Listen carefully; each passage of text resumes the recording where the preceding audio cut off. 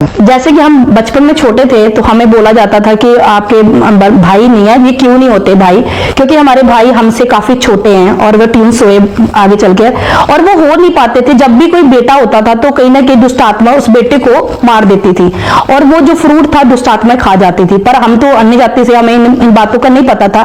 पर ऐसे कोई धार्मिक स्थान होते थे जहां कहते कि लेके जाओ वहां पर, वहां स्नान कराओगे तो क्या होगा, ये दुष्ट आत्मा नहीं आएगी, जैसे हम पंजाबी में जलबीर कहते हैं, ये नहीं आएगी। और फिर क्या होता कि अच्छा फ्रूट आपके घर में आएगा। तो जब भी कोई अच्छा फ्रूट आता था वो दुष्ट आत्मा उस फ्रूट को चुरा लेती थी, जिसके कारण हमें काफी दुविधा का, परेशानी का सामना करना पड़ता था।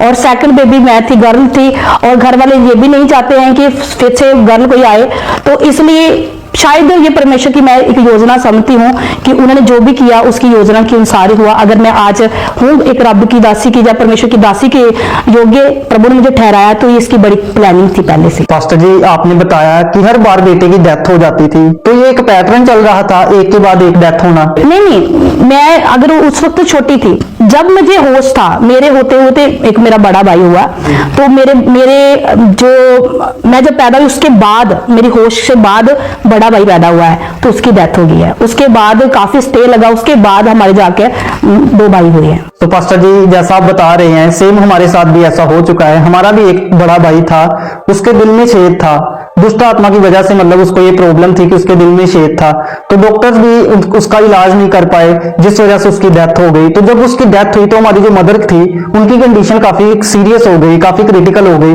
तो जब आपके भाई की डेथ हुई तो आपकी मदर की कंडीशन कैसी थी, आप इसके बारे में थोड़ा खुलकर बताएंगे? बहुत अच्छा सवाल आपने किया। मेरी माँ की जो कंडीशन थी वो जैसे मेंटल हो जाता ना, ऐसे थी, और हम उस मेंटल के हेल्थ के कारण हमें बहुत सारी दुविधा का सामना करना पड़ा था। बच्चे थे, पापा ही संभालते थे मम्मा को, और हमें भी संभालना, क्योंकि मम्मा की कंडीशन जो वो इतने हाइपर हो जाते थे। क्योंकि मोस्टली ऐसा होता है कि अगर आपके घर में बेबी बॉय हो रहा है तो वो नहीं रह रहा तो कहीं ना कहीं इंसान चला जाता है, और वो दुष्ट आत्मा के कारण था। तो ये सब चीजें हमें फेस करनी पड़ रही थी। पास्टर जी, जब आप मैरिज करवाकर अपने ससुराल में गए तो वहां का माहौल कैसा था? जब वहां शादी हुई तो सबसे पहले तो मैं तो हैरान हो गई थी कि मैं कहां पर पहुंच गई हूँ। और जब धीरे धीरे समय बीतता गया, वक्त निकलता गया, तो एक घुटन सी होनी शुरू हो गई। और क्योंकि मेरे परिवार से ज्यादा इस परिवार में दुष्ट आत्मा के अटैक। कैसे अटैक थे वो? मेरी जो मदर इन लॉ है, जो मेरी सासू माँ है, उनकी जो स्किन है ना, वो हमेशा जैसे स्किन डिजीज होती है ना, ऐसी उसी प्रॉब्लम थी। और वो डॉक्टरी इलाज में पड़े हुए थे, पर वो डॉक्टरी इलाज नहीं था, वो इन दुष्ट आत्माओं के प्रभाव का असर था, जिसके कारण बहुत सारे लोग, जैसे बाबी होते हुए हमारे घर में आए, उन्होंने हमारे घर में जगह बनाती कि आपकी मम्मा को इसके कारण प्रॉब्लम है, अगर आपके घर में कोई देवता रहता है, इसको पूजोगे तो ये ठीक रहेगी, नहीं पूजोगे तो सारी फैमिली ही इसके असर के नीचे आएगी। तो क्या हुआ, वहां जगह बनी, जगह बनने का फिर मम्मा उन्होंने पूजना शुरू किया, वहां जोत लगती थी, लंगर बनते थे। जब जब वो करते रहते थे तब तक मम्मा बिल्कुल सही रहती थी, पर जब छूट जाता था फिर से वही अटैक आते थे। मम्मी के हाथ पांव गलने लगते, शरीर साथ नहीं देता था। और शादी करने के बाद जब मैं इस माहौल में आई, मेरी लाइफ टोटली चेंज हो चुकी थी। मैं हैरान थी कि हमारे वहां ये कुछ नहीं होता है, यहाँ पर ये कुछ होता है, मैं बड़ी बहू हूं, मैं कैसे हैंडल करूं। मेरे लिए करना बहुत ज्यादा मुश्किल था। तो यीशु मसीह का नाम नहीं था घर में, परमेश्वर की हुजूरी नहीं थी, और दुष्ट आत्माओं का वह डेरा लगा हुआ था। और वहां ये नहीं कि छोटी मोटी दुष्ट आत्मा थी, बड़ी बड़ी दुष्ट आत्मा थी वहां पर। मैंने ना जब शादी करके गई तो मुझे वो दुष्ट आत्मा दिखाई देती थी नाग के रूप में।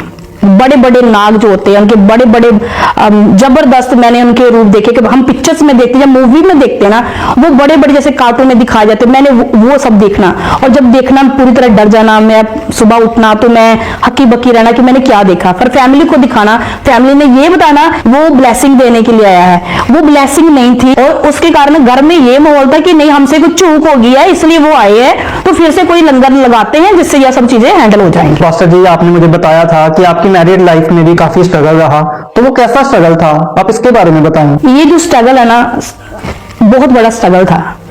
हमारी हस्बैंड वाइफ की आपस में बनती नहीं थी, क्योंकि दुष्ट आत्मा आपस में बढ़ने नहीं देती थी।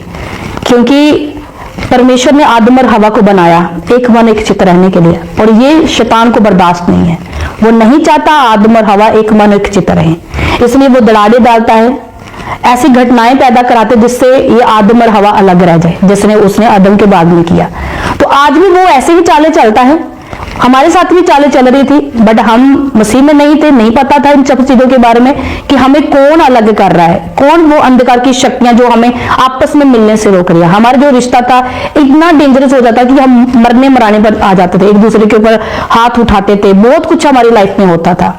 और से ये सब कुछ दुष्ट आत्मा के प्रभाव के कारण होता। लड़ाई की वजह क्या थी? क्या आप मूर्ति पूजा नहीं करते थे, इस वजह से आप दोनों में लड़ाई होती थी? ये भी कारण था क्योंकि मैं नहीं जाती थी उस रूम में, मुझे नहीं जाना अच्छा लगता था। और ये हम बड़े थे और बड़े की बहुत सारी जिम्मेवारी होती है, आपको मालूम ही है। तो बड़े होते हुए हमें उन सब जिम्मेवारी को निभाना होता है। बहुत सारी चीजों को मैं नहीं निभाना चाहती थी, पता नहीं मेरे अंदर से वो आवाज नहीं आती थी, तो मैं उन सब चीजों को नहीं करना चाहती थी।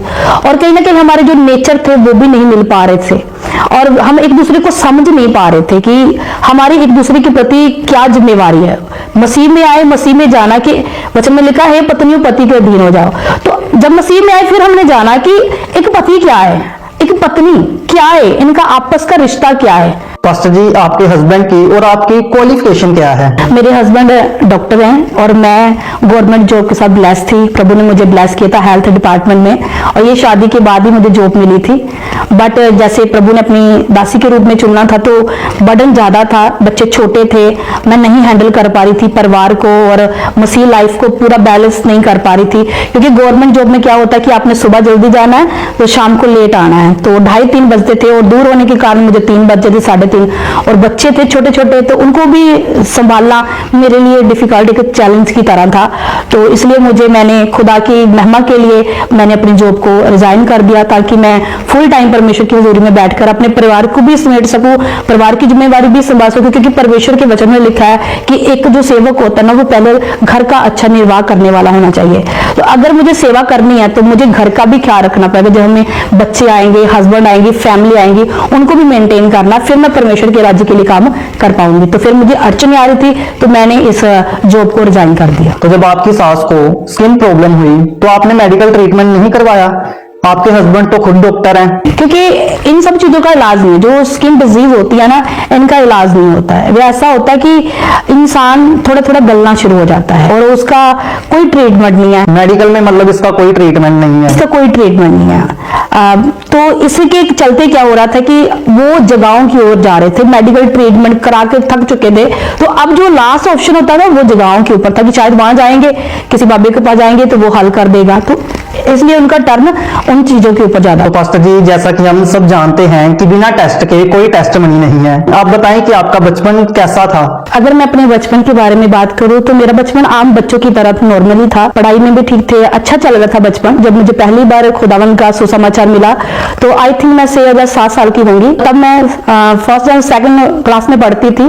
तो पहली बार प्रभु यीशु मसीह का सुसमाचार मिला, जहां बच्चे को मालूम नहीं होता कि प्रभु यीशु मसीह कौन है, पर मेरे अंदर परमेश्वर की प्यास उसी वक्त आ गई थी। क्योंकि जब मैं पढ़ रही थी, मेरे ताऊ जी हमें पढ़ा रहे थे, तो तब खुदा के खादम वहां सुसमाचार लेके आए। क्योंकि पहले समय में ऐसा हुआ करता था कि खुदा के खादम घरों में जाते थे, विजिट करते थे और वो मैगजीन दिया करते थे, छोटी छोटी बाइबल होती थी, वो लोगों के घरों में जाके वो दिया करते थे, प्रभु यीशु मसीह के बारे में बताया करते थे। तो जब मैं ट्यूशन पढ़ रही थी अपने ताऊ के साथ, तो मैंने देखा कि वो खुदा के खादम आए हैं और वो उन्होंने गेट खड़काया और वो दे रहे हैं कि हम खुदा का कलाम आपको देना चाहते हैं। तो मेरे जो खुद के ताऊ जी से, उन्होंने डांटा, उनको बहुत जोर से डांटा और उन्हें धक्के देकर घर से निकाल दिया और अपना गेट बहुत जोर से बंद किया और धक्के देकर निकाला। और वो खादम मैंने ऐसे देखे कि वो इतने हलीम थे, उन्होंने अपना बैग उठाया तो वो चलने लगे दूसरे घर की ओर। दूसरा घर मेरा ही घर था जहां वो जाने लगे। और मैं जब पढ़ रही थी तो मेरे ध्यान में यही था कि ऐसा क्यों किया उन्होंने, उनके हाथों में ऐसा क्या था जो वो दे रहे थे, उन्होंने मना कर दिया, तो ऐसा उन्होंने क्यों किया, ये मुझे अच्छा नहीं लगा। बचपन में मेरी सोच थी जो शुरू से ही आध्यात्मिक तौर की सोच रही है मेरी। और जब मैंने उसी ही खादम को मैंने अपने घर की ओर जाते देखा और हम सीढ़ियों के ऊपर सामने मैं देख रही थी और मेरा ध्यान उस खादम की ओर था। और जब मेरी मम्मा ने उस बुक्स को लिया, छोटी छोटी बुक्स थी, मैगजीन थी, उनको लिया और मेरी मम्मा ने लेकर उन्हें रिसीव किया और अपने घर में नॉर्मल रख दिया। बट मैं पढ़ रही थी, पढ़ते पढ़ते मेरा ध्यान इसी वक्त था कि वो क्या दे के गया है, मुझे वो लेना है और देखना कि उसमें क्या है। तो मैं जब अपने ट्यूशन खत्म होने के बाद मैं तुरंत मम्मा के पास गई और मैंने कहा मम्मा आपके पास कोई अंकल आए थे? वो कहते हाँ आए थे। मैं क्या? तो मुझे दो। कहते वो कोई बुक्स है आपके लिए है कुछ, मुझे तो आता नहीं पढ़ना, तुम ले लो और कर लो।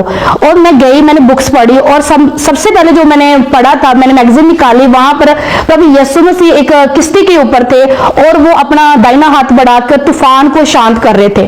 और मैंने वो मैगजीन की जो पिक्चर देखी वो मेरे दिल में ऐसे जैसे लगी जैसे कुछ हुआ है मुझे। बचपन में थी, नहीं समझ पाई कुछ भी, पर मैं उसे पढ़ती गई। वो जो स्टोरी थी, मैगजीन स्टोरी के रूप में होती है कि बच्चे पढ़ पाए अच्छी तरह, मैं पढ़ती गई और मेरे अंदर एक प्यास सी जलती गई। जब आपको 6 साल की उम्र में प्रभु यीशु मसीह के बारे में पता चला तो वो एक नॉर्मल बात थी आपके लिए या कुछ आपको अलग फील हुआ था? फिर आपने आगे क्रिश्चियनिटी में कंटिन्यू किया? वो मेरे लिए एक बहुत ही एक अच्छा एक्सपीरियंस था, बट हम हिंदू फैमिली से थे जहां इन सब चीजों की मानता नहीं है, विरोध किया जाता है, क्योंकि हमारे गांव में भी क्रिश्चियनिटी नहीं थी, तो उन चीजों को ना अवॉइड किया जाता था। तो कहीं ना कहीं मैं बचपन में थी, हो सकता है उनके दबाव के कारण जब मैंने ये आगे स्टेप नहीं उठाया तो कहीं ना कहीं वो चीजें वहां पर ही दब गई। बट जब मैं स्कूल जाते थे, रास्ते में चर्च आती थी, होसना चर्च, जो आज भी है, और मेरा ध्यान उसकी ओर ही रहता था कि ये चर्च है, तो वो जैसे करते ना क्रूस को वो करते हैं अभिवादन, तो वैसे मैं भी करके आगे स्कूल की ओर बढ़ जाती थी।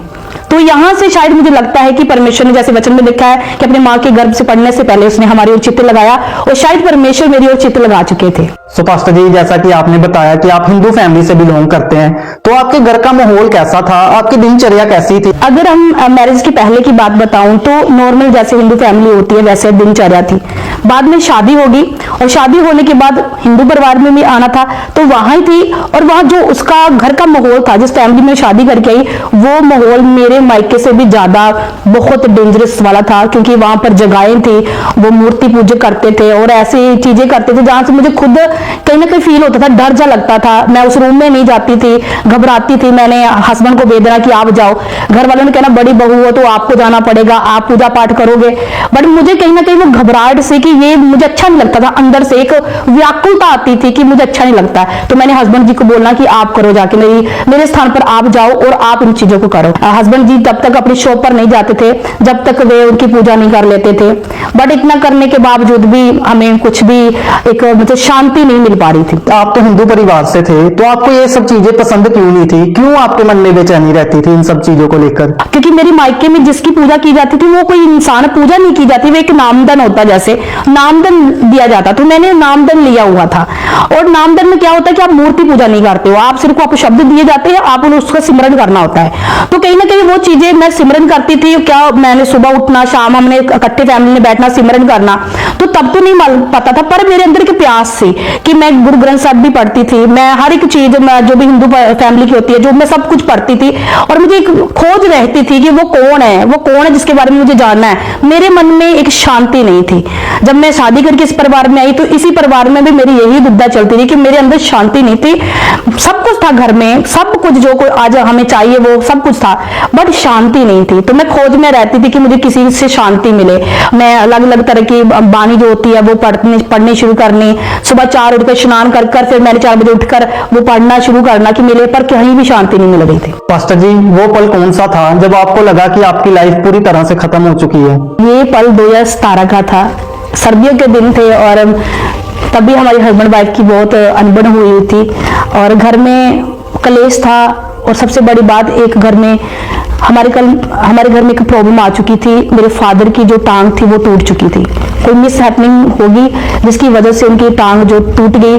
और नॉर्मली सबकी टांग किसी न किसी मिस हैपनिंग में टूट जाती है, तो उसका इलाज भी है कि वो जुड़ जाएगी, चाहे तो प्लास्टर लग जाएगा, या कोई रॉड बढ़ जाएगी, ऑपरेशन होंगे तो वो उसका हल हो जाएगा। बट जो मेरे फादर की कंडीशन थी वो हल नहीं हो पा रही थी।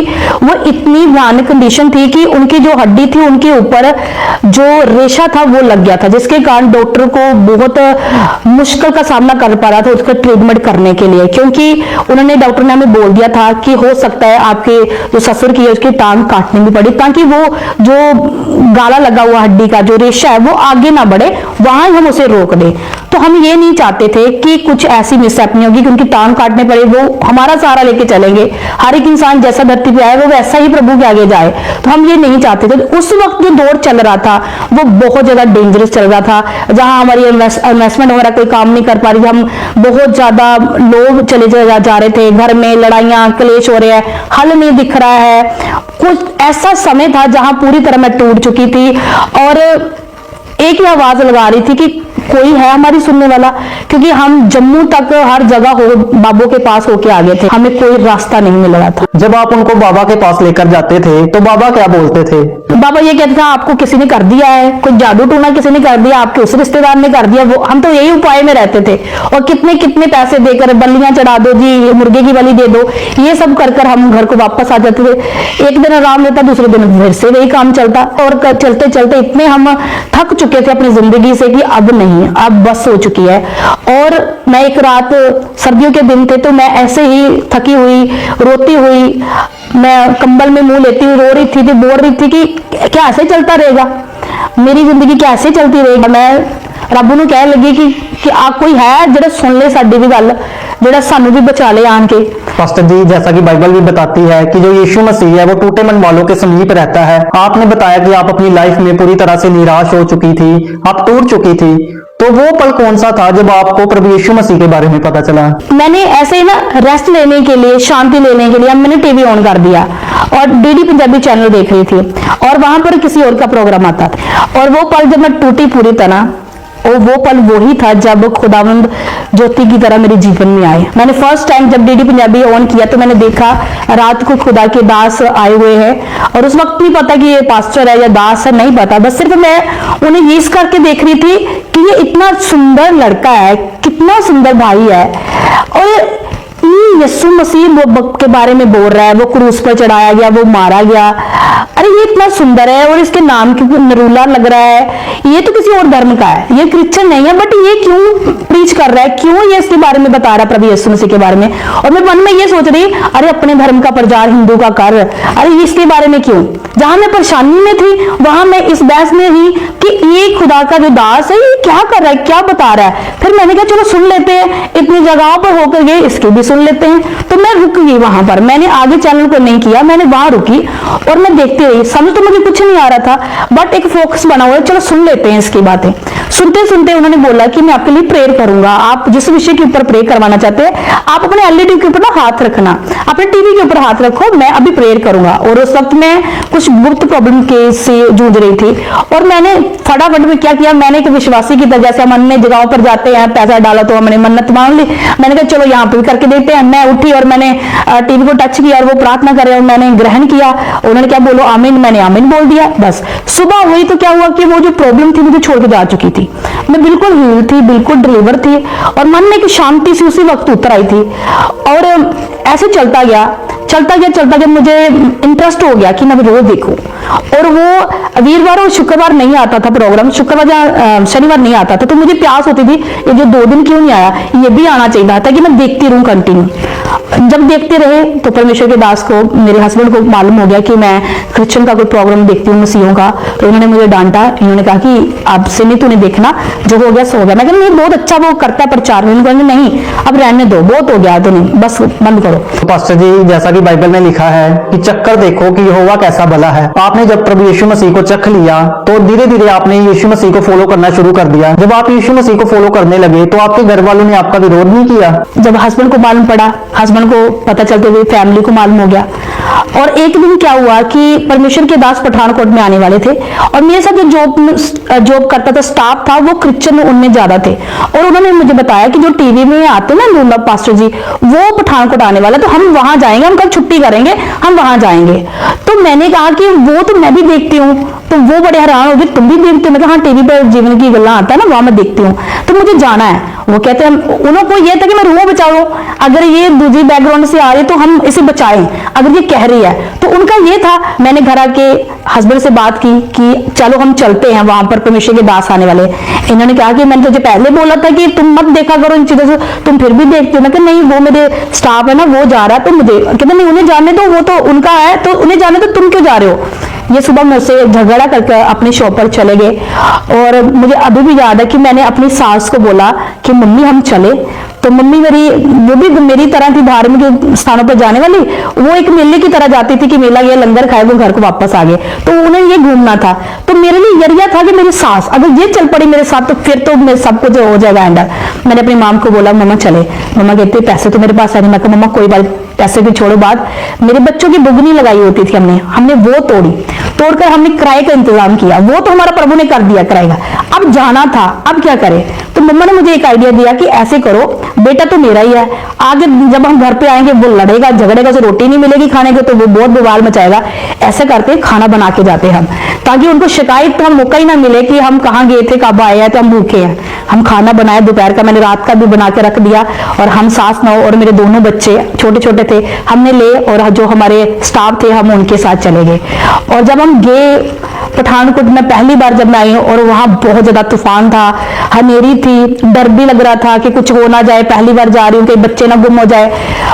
और जब मैंने वहां उस प्लेस पर जाना शुरू किया जहां वह पंडाल लगा हुआ था, पुल पर तो हमसे बहुत काफी किलोमीटर दूर था, पर एक एलईडी के साथ हमें बिठा दिया गया, जो स्टाफ आया था मेरे साथ, वहां पीछे से बैठे और मैं क्या देख रही हूँ कि लोग चिल्ला रहे, दुष्ट आत्मा वाले, परमेश्वर का दास फायर कर रहा है तो दुष्ट आत्मा वाली औरतें भाई चिल्ला रहे हैं, और जो जहां पर बैठाया जा रहा था दुष्ट आत्मा को वाला उसके साथ ही हम बैठे हुए थे। और औरतें आ रही हैं, चीख चला रही है, उनके बाल बिखरे हुए, वे चला रही है, पूरी तरह कर रही है, और मेरे मन में कि ये क्या हो रहा है, ये तो बाबों की जगह में होता है तो ये तो यहाँ भी हो रहा है।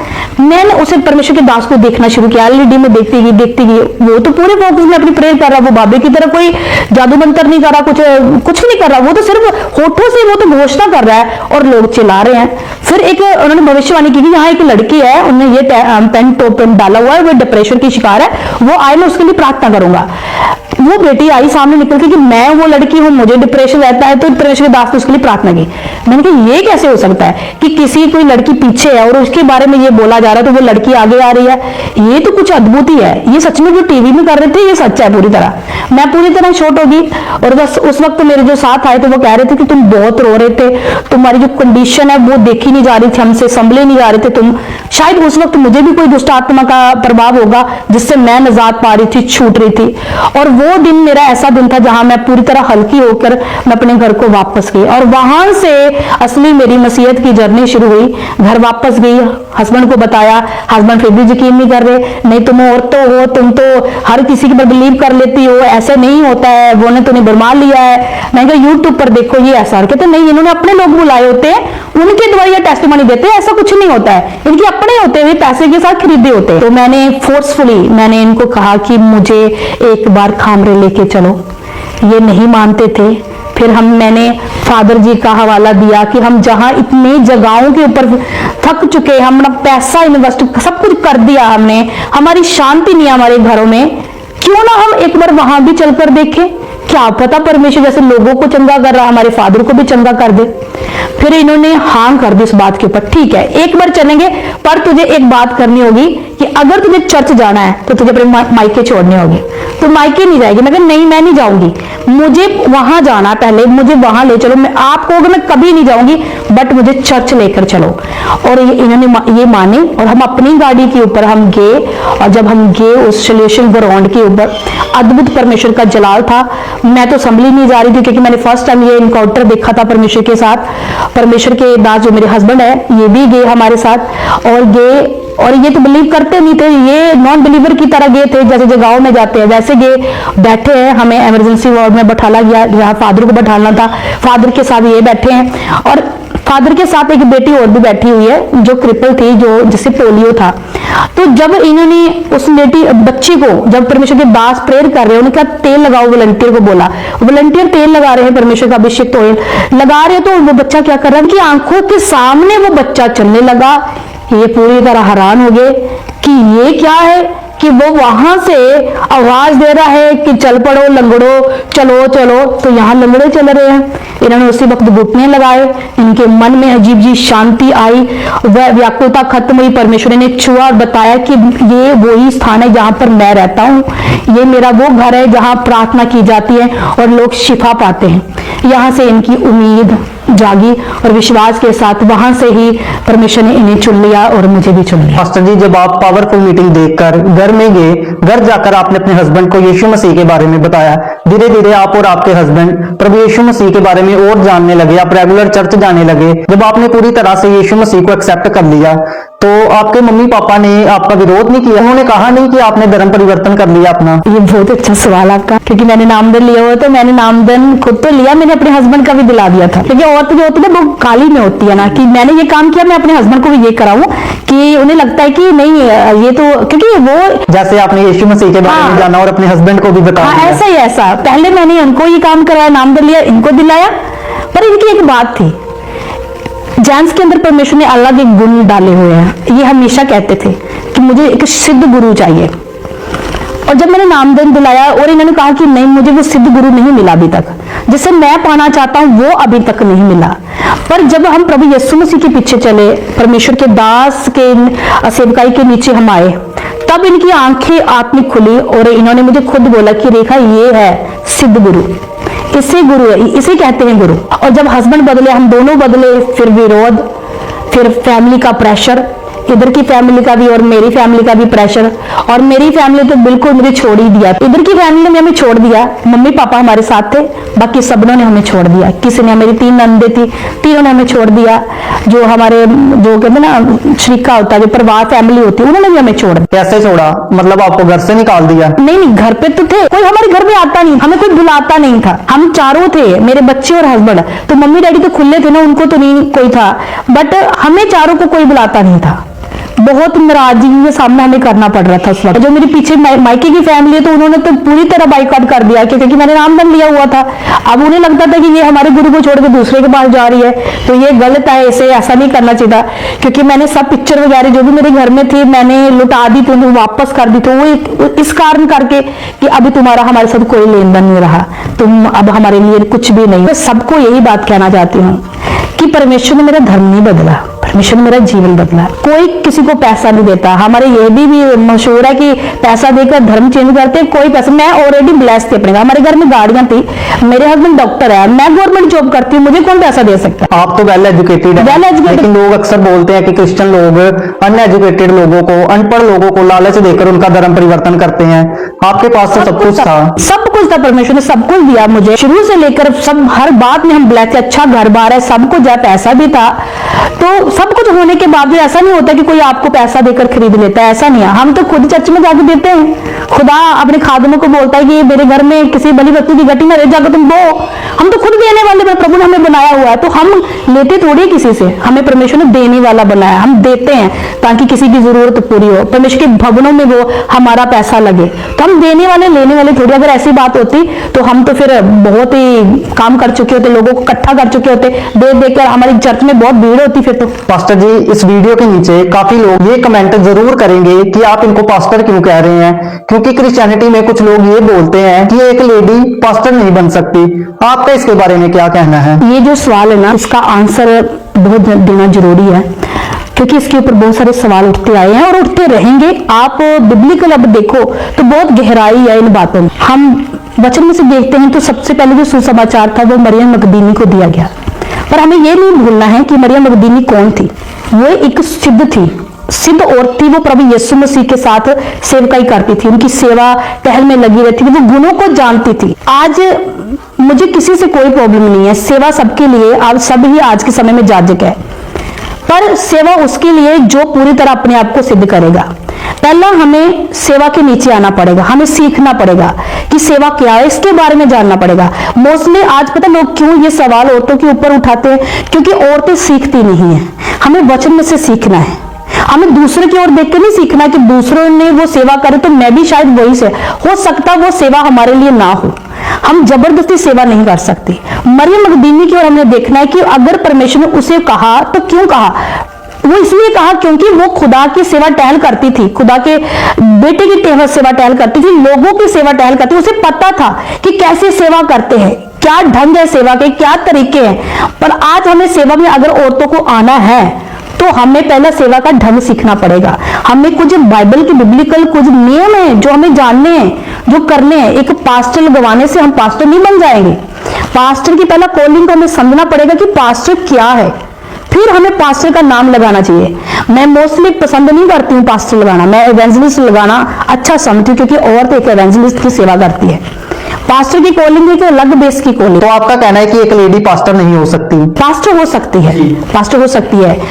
बट ये कि अगर पास्टर आपको होना है तो उसके लिए बिब्लिकल टीचिंग आपको चाहिए, मतलब आपको ट्रेनिंग करनी पड़ेगी। ट्रेनिंग करनी पड़ेगी, आपको एक प्रोसेस से गुजर कर जाना पड़ेगा, आपको बाइबल में से जानना पड़ेगा, एक मेंटर के नीचे आना पड़ेगा। वो मेंटर आपको घोषित करेगा कि आप पास्टर है कि नहीं। जो आज के समय में हम चल रहा है, कोई मेंटर के नीचे नहीं है पर अपने आप को पास्टर बता रहा है। मोस्टली लेडीज में बात कर रही हूँ। मेंटर के नीचे आना बहुत ज्यादा जरूरी है। स्पिरिचुअल फादर और मेंटर में फर्क होता है, ये भी बहुत ज्यादा हम मिथ में रहते हैं कि शायद हमारे स्पिरिचुअल फादर के बारे में बताया कि स्पिरिचुअल फादर और मेंटर में फर्क होता है। कैसा फर्क होता है? स्पिरिचुअल फादर जो होता है जहां से हमने जीवन प्राप्त किया है, जिन्होंने हमें गुड न्यूज परमेश्वर की सुनाई, हमारे जीवन में विश्वास पैदा हुआ और हमने उनके द्वारा उद्धार को प्राप्त किया, परमेश्वर हमें यूज किया। जैसे संत पौलुस की उदाहरण लेते हैं, संत पौलुस जी जैसे आज हमारे परमेश्वर के दास अपोस्टल अंकन नोला जी है, वे अन्य जातियों के लिए ज्योति ठहरे हैं और वचन कहता है कि परमेश्वर अपने वचन में कहता है कि तुम अन्य जातियों में ज्योति की तरह ठहराए गए हो और तुम सुसमाचार दुनिया की शोर तक सुनाने के लिए उद्धार का द्वार हो। परमेश्वर के दास उद्धार का द्वार है, हमने वहां से जीवन पाया। अब हमारा जो आत्मिक पौधा वहां से लगा है, जब हमारा पौधा वहां पर लगा, हमने जीवन वहां से पाया। हो सकता है कि वहां मुझे अगर सेवकाई करनी है तो मुझे मेंटर की जरूरत है। मेंटर क्या करेगा? वो पानी का काम करेगा। मेंटर उस बूटे में पानी डालेगा, वो मिट्टी को क्या देगा? पानी देगा, वो खुराक देगा, वो एनवायरमेंट देगा जहां से एक बड़ा पौधा पैदा हो, जहां से मीठे मीठे फल निकले। तो मेंटर ये होता है जो पानी का काम करता है। मतलब स्पिरिचुअल फादर और मेंटर दोनों अलग अलग हो सकते हैं? अलग, हाँ। मेरी नजर से, मैंने जितना बाइबल में से जाना, मेरी नजर से आत्मिक पिता और मेंटर में फर्क है, क्योंकि आत्मिक पिता वे जहां से हमने जीवन प्राप्त किया, हमें उद्धार मिला है, और मेंटर वो जब पानी का काम करता है, जो हमें सिखाता है दिन रात कैसे चलना है, उठना है, बैठना, मसीह में कैसे जिंदगी जीनी है, कैसे हमने सुसमाचार सुनाना, अपनी सेवकाई का आगाज कैसे करना है, हमें शुरू कैसे करना है, एंड कैसे करना है, हमने चर्च मेंटेन करनी कैसे करनी है, ये सब जो गुप्त की बातें वो मेंटर के द्वारा मिलती है। वो मेंटर हमें समझाता है कैसे हमें अपनी कलीसिया को बिल्ड करना है, हमने अपनी कलीसिया को कैसे समझाना, दुष्ट आत्मा से सामना कैसे करना है, उनको हैंडल कैसे करना है, ये सब जो बातें गुप्त की है वो मेंटर के द्वारा हमें प्राप्त होती है। तो आपका कहना है कि एक पर्सन का मेंटर और स्पिरिचुअल फादर दोनों अलग अलग हो सकता है? हो सकते हैं, एक पर्सन अलग अलग हो सकते हैं। हो सकता है स्पिरिचुअल फादर ही आपका मेंटर हो, वही आपको सारी ही गाइडेंस आपको दे दे, वही आपका मेंटर, वही आपको चला रहा हो। ये बात आत्मिक बात है जो हमें सोचनी है और समझनी है, क्योंकि बाइबल में पौलुस भी कहता है कि लगाया किसी और ने है, बढ़ाएगा कोई और काटेगा कोई। ऐसी ऐसी यही वचन जी। तो पास्टर जी, अगर मैं आपको एक लाइन में पूछूं कि यीशु मसीह ने आपकी लाइफ में क्या बदला है? प्रभु यीशु मसीह की भलाइयां बहुत है मेरी जिंदगी में। प्रभु यीशु मसीह ने पूरी तरह मुझे बदला है, मेरे परिवार को बदला है, और सबसे बड़ी बात, खुदा ने मुझे तो बदला और हमारे द्वारा न जाने कितने सैकड़े परिवारों को भी बदल डाला। और यही सच्चाई है कि परमेश्वर जब किसी की जिंदगी में आते हैं तो वो पूरा आते हैं, वो अधूरा नहीं आते हैं, वो पूरा आते हैं, और जब पूरा आते हैं ना तो सब कुछ नया होता है। तो वही प्रभु यीशु मसीह ने मेरी जिंदगी में नया किया। सेवा सिर्फ एक नाम का शब्द नहीं है, सेवा एक डेडिकेशन है, जहां समर्पण है, वहां हमें अपना सब कुछ देना है, अपने बच्चों से अधिक परमेश्वर को वक्त, अपने हस्बैंड से अधिक परमेश्वर को वक्त, फैमिली से अधिक परमेश्वर को वक्त। सेवा ये है, केवल नाम शब्दों का इस्तेमाल करके हम सेवा नहीं, बल्कि पूरी तरह डेडिकेशन हर तरह का हमें देना पड़ेगा, फिर हम उस सेवा में आते हैं। तो वहां से मेरी शुरुआत हुई है जर्नी की, कि मैंने डेडिकेशन की और परमेश्वर बढ़ाता गया। आपने बताया कि सेवा एक टाइटल नहीं है कि सिर्फ सेवा करनी है। सेवा का मतलब है कि प्रभु यीशु मसीह को टॉप मोस्ट प्रायोरिटी पर रखना। आप भी काफी टाइम से सोशल मीडिया पर प्रभु यीशु मसीह के वचनों को शेयर कर रहे हैं, तो मैं जानना चाहता हूँ सोशल मीडिया यूथ को डिस्ट्रॉय कैसे कर रहा है? सोशल मीडिया बुरा भी है और अच्छा भी है, ये यूथ के ऊपर डिपेंड करता है कि वो क्या सुनना चाहता है। जो अच्छी बातें हैं लोग उसके ऊपर जाएंगे, अच्छी बीन्स बातें, मैं संसारिक बातों की बात कर रही हूँ। अगर धार्मिक आत्मिक चीजें हम उनको देंगे तो वो बहुत कम उसकी ओर चलेंगे, मगर हम एंटरटेनमेंट वाली चीजें हम उनको देंगे ना, वो जल्दी वॉच करेंगे, सुनेंगे। क्योंकि आज का समय जो अंत्य का समय चल रहा है, जो अंधकार की शक्तियों ने अपना डेरा डाला हुआ, वो उन्हीं चीजों के ऊपर है। क्योंकि वचन कहता है जब हवा भरमाएगी तो उसको भी मीठा फल देकर भरमा दिया गया, ये बहुत सुंदर फल है, इसे देखो, ये बड़ा मन भावना, तू खा लेगी तो तू परमेश्वर की जैसी बन जाएगी। आज भी यूथ को इसी तरह भरमाया जा रहा है। मैं यूथ को आपके इस चैनल के माध्यम के द्वारा भी बताना चाहती हूँ, जो मसीह वीडियो के ऊपर भी वीडियो डालते हैं, मैं अपनी सोच के अकॉर्डिंग ये कहना चाहती हूँ, वीडियो डालो, बुरी बात नहीं है, पर वीडियो को किसी हद तक लिमिट में रहकर डालो।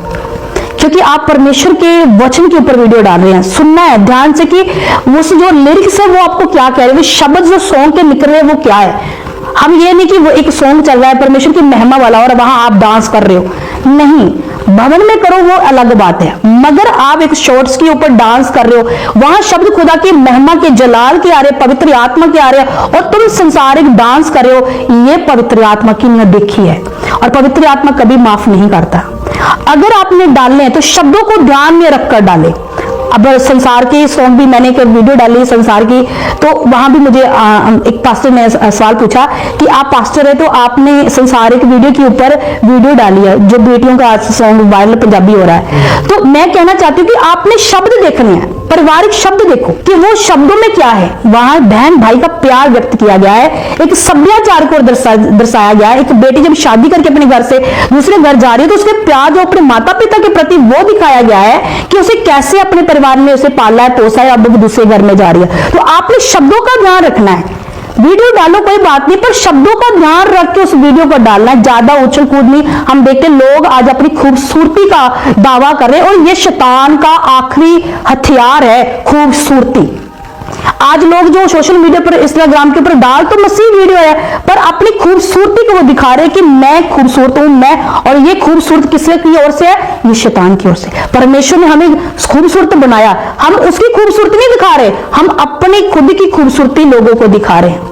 तो इससे हमें बचना है, ये हथियार है। इजाबेल की स्पिरिट काम करती है, हमें बच कर रहना है ताकि हम अपनी जवानी के दिनों को परमेश्वर के हाथों में सौंप सके और हम एक ब्लेस लाइफ जी सके। तो आपने बताया कि सोशल मीडिया पर इजाबेल की स्पिरिट काम करती है, तो आप इस स्पिरिट के बारे में थोड़ा खुलकर बताएं कि ये स्पिरिट कैसे वर्क करती है। अगर कोई स्पिरिट के जाल में फंस चुका है तो वो कैसे बाहर आ सकता है? इसके चंगुल से बचने के लिए परमेश्वर ही अंतिम सहारा है। परमेश्वर की हजूरी, पवित्र आत्मा को पुकारना, पवित्र आत्मा की सामर्थ ही आपको चढ़ा सकती है, वे अग्नि ही आपको आजाद करवा सकती है और कोई नहीं। आपका शारीरिक बल आपको नहीं, कहते ना तो बल से ना तो शक्ति से, बल्कि पवित्र आत्मा के द्वारा। हमारा बल शक्ति हम नहीं हैंडल कर सकते। जैसे आज यूथ को डिप्रेशन बहुत जल्दी हो जाता है, वे डिप्रेशन ऐसे नहीं जाता जब तक पवित्र आत्मा जिंदगी में ना आए। पर अभी यीशु मसीह नहीं जब तक आएगा तब तक ये नहीं जाएगा। इसलिए डॉक्टर बोलते इसका इलाज नहीं है। क्यों इलाज नहीं है? क्योंकि ये ऐसी स्पिरिट है जो हराई नहीं जा सकती। एक ही नाम है, जो यीशु नाम है, वही इन स्पिरिटों को हरा सकता है। तो यूथ को यही कहूंगी, अपने आप को बचा के रखे, अपने आप को ऐसा रखे जो बाइबल के अकॉर्डिंग है। इजाबेल की स्पिरिट क्या क्या करने पर मजबूर करती है, आप इसके बारे में थोड़ा बताएं। इजाबेल की स्पिरिट है मोस्टली जो यूथ पर अटैक करती है, और ये उसकी सुंदरता वो इतना दिखाएगा कि तेरे जैसा तो कोई सुंदर है ही नहीं धरती के ऊपर। मैंने अपने यूथ भी क्रिश्चियन देखे हैं, वो अपने आप को इतना सवारते सते, वो ये तक नहीं सोते वो परमेश्वर के भवन में जा रहे हैं, किसी पब में नहीं जा रहे हैं, वो इतना अपने आप को वो सज सवर के जाते हैं। परमेश्वर के घर में जाओ तो हलीमी के साथ जाओ, परमेश्वर के घर में जाओ, आपका पहरावा कैसा होना चाहिए? सुंदर, अच्छा, पूरा अच्छा तरीके से होना चाहिए। पर उसका मतलब ये नहीं कि आपकी बॉडी से कुछ गलत रिएक्ट करे, आप कुछ गलत रिएक्ट, यही इजाबेल का काम है। वो परमेश्वर के दासों के खिलाफ होती है, उन्हें व्यभिचार में डालती है, ये उसका काम है। हमें बचना है। अगर तो हम बचना चाहते हैं, हम इन चीजों से बाहर आने हैं, तो परमेश्वर की उपस्थिति में रहे। जब परमेश्वर के घर में जाएं, अपने आप को दीन करते हुए जाएं, इस दावे के साथ जाएं कि मैं परमेश्वर के साथ मेल मिलाप करने जा रही हूँ। इस दावे के साथ नहीं कि मैं कुछ दिखाने के लिए जा रही हूँ, मैं सुंदर दिख रही, लोग मुझे देखे। मैंने लोगों को चर्चों में ऐसे देखा कि वो अपने पर्स में सारा सामान लेके जाती है, वहां पर रेडी होती है। अरे किसी को दिखाना है? परमेश्वर तुम्हारे मन को देख रहा है, वो मन को जांच रहा है कि तेरा मन कितना सुंदर है, तेरे कपड़े नहीं वो देख रहा। मैंने मतभेद होते हुए कपड़े के ऊपर देखे, मैंने खुद के ऊपर देखे हैं। जब हम एक टिपिकल पंजाबी औरत की तरह हम जाते थे तो हमें कोई बुलाता नहीं था। जैसे हमने अपने पहरावे को चेंज किया, हमने नेक्स्ट लेवल का पहरावा पहनना शुरू किया, सब हमारी ओर अट्रैक्ट होने लगे। क्यों? क्योंकि परमेश्वर हमारे मनों को देखता है। उन लोगों ने मन नहीं देखे हमारे, उन लोगों ने हमारे कपड़े देखे हैं। कहीं ना कहीं वो भी इंसान इन चीजों से जूझ रहे हैं। हमें ध्यान देना है कि परमेश्वर मेरे मन को जांचने वाला परमेश्वर है। वो मेरी बाहरली सुंदरता से नहीं, मेरे अंदर की सुंदरता से वे खुश होता है। हमारे जो प्रिंसिपल मैम थे वो भी सेम यही बात बोलते थे। जब भी वो हमें किसी ट्रिप पर लेकर जाते थे तो वो लड़कियों को खासकर ये जरूर बताते थे कि आपके कपड़े ऐसे होने चाहिए कि जिस जगह पर हम जा रहे हैं वहां पर लोग हर्ट ना हो। कहने का मतलब ये है कि अगर हम किसी धार्मिक स्थान में जा रहे हैं तो हमारे कपड़े, हमारा ड्रेसिंग सेंस उस हिसाब से होना चाहिए कि वहां पर लोग हर्ट ना हो, उनको ठोकर ना लगे। तो वो भी ये बात अक्सर बोला करते थे। तो आज आपने भी सेम यही बोला कि हमारे जो कपड़े हैं वो लोगों को अट्रैक्ट करते हैं। तो एक नॉन बिलीवर को ये बात पता है, लेकिन हमारे मसीह भाई बहन इस बात से अनजान है। तो हमें ध्यान देना है इन सब बातों पर। आज मुझे ये समय मिला कि मैं कहना चाहती थी, और खुदा ने आज मुझे ये समय दे दिया कि मैं सोशल मीडिया वालों को, इंस्टाग्राम, फेसबुक के ऊपर जो हमारे मसीह भाई, दूसरों से हमें कोई मतलब नहीं, हम अपने मसीह भाई बहनों से कहना चाहते हैं कि अपने आप को प्रभु में स्ट्रॉन्ग करें, दुनियादारी में नहीं। सो पास्टर जी, हम देख रहे हैं कि देश देश के ऊपर चढ़ाई कर रहा है, क्योंकि बाइबल भी बताती है कि तुम जब इन बातों को सुनो तो जान लेना कि यीशु मसीह का आना निकट है। लेकिन फिर भी आज कई लोग ये सोच रहे हैं कि प्रभु यीशु मसीह के आने में अभी काफी टाइम है, वो पाप कर रहे हैं, उनको समझ नहीं आ रही। तो आप उनको क्या मैसेज देना चाहोगे? मैं उनको यही मैसेज देना चाहती हूँ कि खुदा की आमद नेड़े है, कि मन फिराओ, खुदा की बादशाही नेड़े आई, खुदा की बादशाही निकट है। अब वो दूर का समय नहीं है। हर एक बाइबल के वचन को हम पूरा होते देख रहे हैं। हर एक चिन्ह ये दर्शाया जा रहा है कि खुदा की ओर से सब कुछ हो रहा है। और सब भविष्यवाणियां ऐसे नहीं होती, भविष्यवाणियां पूरी होने के लिए की जाती है। जैसे प्रभु यीशु मसीह के जन्म की भविष्यवाणियां थी, वे प्रभु यीशु मसीह ने पूरी की, वैसे जो बाइबल की भविष्यवाणियां ये पूरी होने वाली है और हो भी रही है। इसलिए हमें अपने आप को तैयार रखना है, अपने आप को मन फिराव का अवसर दीजिए। प्रभु ने हमें मन फिराव का अवसर, ये अनुग्रह का समय है, ये बहुतायत का अनुग्रह का समय चल रहा है। हम पश्चाताप करेंगे, मन फिराएंगे, खुदावंद हम पर दया करेंगे, अनुग्रह करेंगे, हमें माफ करेंगे और नया जीवन देंगे। पर इसके बाद अनुग्रह का समय चला जाएगा, फिर बहुत मुश्किल होगी हम लोगों के लिए। इसलिए इस समय में हम पश्चाताप करें, मन को फिराएं, बुराई से दूर रहे और खुदा के पास आए। पास्टर जी, जैसा कि आपको सभी यीशु की बेटी के नाम से जानते हैं, तो आपको ये नाम कैसे मिला? आप इसके बारे में थोड़ा बताएं। बस ब्रदर जी, ये शुरुआत सालों पहले हुई थी। जब हम संसार के थे तो हम संसार की रीति के अनुसार चलते थे। मेरा शुरू से शौक था सोशल मीडिया के ऊपर रहना, अपने आप को मतलब जो मैं हूं वो पेश करना। जैसे मैं पहले हेल्थ डिपार्टमेंट थी तो मैं हेल्थ डिपार्टमेंट की बेबी केयर को लेकर, डिलीवरी के टाइम के लेकर मैं वीडियो डाला करती थी। मैं लोगों को इन्फॉर्मेशन दिया करती थी कि ऐसे ऐसे लेडीज अपना ख्याल रखे, बच्चे का ऐसे ख्याल रखे। तो मुझे शुरू से शौक था चैनल बना के उसके ऊपर एक्टिव रहना। जब मसीह में आए तो फिर मेरा जो लगाव वो परमेश्वर की ओर बढ़ना शुरू हुआ कि क्यों ना, अगर प्रभु ने ये टैलेंट मुझे दिया है कि मैं बोल सकती हूँ सबके सामने, परमेश्वर ने ये हुनर मुझे दिया, तो क्यों ना परमेश्वर के वचन को लेके मैं जाऊं ताकि मैं रूहों तक पहुंच सकूं। तो वहां से इस चैनल की शुरुआत हुई। और जब ये चैनल का नाम रखना था यीशु की बेटी, और मैं प्रेयर में गई प्रभु के सन्मुख कि प्रभु मैंने दूसरे चैनल बना के देखे, तो प्रभु परमेश्वर अब मैं चाहती हूँ एक टर्न लेना, अब मैं तेरी सेवा में आना चाहती हूँ, तो मुझे वो नाम दे, क्योंकि क्रिश्चियनिटी के लिए मुझे नाम नहीं मिल रहा था। तो प्रभु मैं कौन सा नाम रखूं? तो मैं अपने प्रेयर रूम में गई, तो वहां मैंने घुटने लगाए और प्रार्थना की। तो परमेश्वर ने मुझे वो मेरे कानों में कहा यीशु की बेटी। और जब यीशु की बेटी आए, पहले मैंने सोचा कि परमेश्वर ये यीशु की बेटी लोग एक्सेप्ट करेंगे इस नाम को, क्योंकि लोग बहुत सारे क्रिटिसाइड करेंगे, बहुत सारे पास्टर बोलेंगे कि यीशु की बेटी ये कैसा नाम हुआ, ये अपनी मिनिस्ट्री का नाम क्यों नहीं रखती, ये ऐसा ना। मैंने फिर से प्रभु से बोला, प्रभु ने फिर से मुझे बोला यीशु की बेटी। फिर मैंने तीसरी बार प्रभु ने फिर से बोला यीशु की बेटी। फिर मैंने डन कर दिया कि ये परमेश्वर की आवाज है और मुझे इसी के अकॉर्डिंग अपने चैनल को चलाना है। पास्टर जी, आज आपसे बातचीत करके काफी अच्छा लगा। हमने आज आपसे बहुत कुछ नया सीखा। कभी बहुत बहुत धन्यवाद कि आपने हमें बुलाया, और ये मेरी हार्ट डिजायर थी कि मैं भी इस चैनल के ऊपर आऊं, और परमेश्वर से ये मेरी प्रार्थना थी और खुदा ने इस प्रार्थना को उत्तर दिया। मैं प्रभु का धन्यवाद करती हूँ। सचमुच ये प्लेस खुदा की प्रेजेंस के साथ भरा हुआ है। जब हमने एंटर किया था हम खुदा की प्रेजेंस से तब से भर चुके थे। और सचमुच ये परमेश्वर की ओर से ये चैनल है, क्योंकि हम गवाह हैं परमेश्वर। जैसे मैंने पहले प्रेरितों के काम में वचन में आपको बताया कि परमेश्वर ने हमें अन्य जातियों में से हमें ज्योति ठहराया है और दुनिया की शोर तक हमें गवाह होने के लिए उद्धार का द्वार ठहराया है। तो हम सब ये काम कर रहे हैं उद्धार बन के। खुदा का धन्यवाद हो, प्रभु ने हमें अन्य जाति में से चुना। और मैं आप सभी का धन्यवाद करती हूँ कि आपने ये प्लेटफॉर्म रखा कि हर कोई आकर अपने दिल की गवाही को शेयर करे, अपनी चीजों को, अपनी जो उसकी जिंदगी में हुआ वो वहां सब दुनिया के सामने शेयर करे। तो आपने हमें भी ये समझ दिया कि मैं एक और थी, कैसे मैं प्रॉब्लम में थी, कैसा मेरा जीवन था, और परमेश्वर ने मुझे बदल के अपनी दासी के रूप में खड़ा किया है। तो आज मैं भी आपके चैनल के माध्यम के द्वारा अपने जीवन की इस स्टोरी को सुना पाई हूँ। थैंक यू पास्टर जी, जय मसीह की। तेबे ख्रीष्टर प्रिय भाई और भनी मैंने आपण मैंने अलरेडी ଏକ ସାକ୍ଷ୍ୟ ଆପଣମାନେ ଶୁଣିଲେ କେମିତି ଭଉଣୀଙ୍କ ଜୀବନ ବଦଳିଗଲା। ଆଉ ଯିଏକି ଦିନେ ପ୍ରଭୁ ଯୀଶୁଖ୍ରୀଷ୍ଟଙ୍କୁ ଜାଣିନଥିଲେ, ପ୍ରଭୁ ଯୀଶୁଖ୍ରୀଷ୍ଟ କିଏ ଏ କଥାକୁ ସେ ଜାଣିନଥିଲେ, କିନ୍ତୁ ଏମିତି ଏକ ସମୟ ଆସିଲା ଆଉ ଯେତେବେଳେ ସେ ପ୍ରଭୁ ଯୀଶୁଖ୍ରୀଷ୍ଟଙ୍କୁ ଜାଣିଲେ ଏବଂ ଚିହ୍ନିଲେ ଯେ ପ୍ରକୃତରେ ପ୍ରଭୁ ଯୀଶୁଖ୍ରୀଷ୍ଟ ହେଉଛନ୍ତି ସାରା ଜଗତର ଉଦ୍ଧାରକର୍ତ୍ତା, ଯିଏକି 2000 ବର୍ଷ ପୂର୍ବରୁ ଏ ଧରାପୃଷ୍ଠକୁ ଆସିଲେ ଆଉ ସେ କାଲବରୀ କ୍ରୁଶ ଉପରେ ନିଜର ଜୀବନ ଦେଲେ ଏବଂ ଯେ କେହି ବିଶ୍ୱାସ କରିବ ସେ ଉଦ୍ଧାର ପାଇବ, ପରିତ୍ରାଣ ପାଇବ। ଏବଂ ଏଠାରେ ଥିବା ଭଉଣୀ ଜଣକ ନିଜେ ଅନୁଭବ କଲେ ଯେ କେବଳ ପ୍ରଭୁ ଯୀଶୁଖ୍ରୀଷ୍ଟଙ୍କ ନିକଟରେ ମୁକ୍ତି ଅଛି, ତାହାଙ୍କ ନିକଟରେ ଶାନ୍ତି ଅଛି। ଆକାଶ ତଳେ ମନୁଷ୍ୟମାନଙ୍କ ମଧ୍ୟରେ ଏପରି ଅନ୍ୟ କୌଣସି ନାମ ନାହିଁ ଆଉ ଯାହା ଦେଇକି ଆମକୁ ପରିତ୍ରାଣ ମିଳିପାରିବ। କେବଳ ଯୀଶୁ ନାମରେ ହିଁ ପରିତ୍ରାଣ ଅଛି, ମୁକ୍ତି ଅଛି, ଉଦ୍ଧାର ଅଛି। ତେବେ ପ୍ରିୟ ବନ୍ଧୁଗଣ, ଆପଣମାନେ ଏହି ସାକ୍ଷ୍ୟକୁ ପ୍ରବଳ ମାତ୍ରାରେ ସେୟାର କରନ୍ତୁ, ଯେପରିକି ଅନ୍ୟମାନେ ମଧ୍ୟ ଏହି ସାକ୍ଷ୍ୟ ଶୁଣିକି ପରିବର୍ତ୍ତନ ହୁଅନ୍ତୁ। ସମସ୍ତଙ୍କୁ ନମସ୍କାର ପ୍ରିୟ ବନ୍ଧୁଗଣ, ଆଜି ପାଇଁ ଏତିକି। ପୁଣି ଥରେ ଭେଟ ହେବ ଆପଣଙ୍କ ସହିତ ଆଉ ଗୋଟେ ଭିଡ଼ିଓରେ, ଆଉ ଗୋଟେ ଅଧ୍ୟାୟରେ। ଯଦି ଏହି ଭିଡ଼ିଓ ଆପଣଙ୍କୁ ଭଲ ଲାଗିଥାଏ ଭିଡ଼ିଓକୁ ସେୟାର କରନ୍ତୁ ଆଉ ଏଇଭଳି ଭିଡ଼ିଓ ପାଇବା ନିମନ୍ତେ, ଏଇଭଳି ଅପଡ଼େଟ୍ ପାଇବା ନିମନ୍ତେ ଏହି ଚ୍ୟାନେଲକୁ ସବସ୍କ୍ରାଇବ୍ କରନ୍ତୁ। ଧନ୍ୟବାଦ।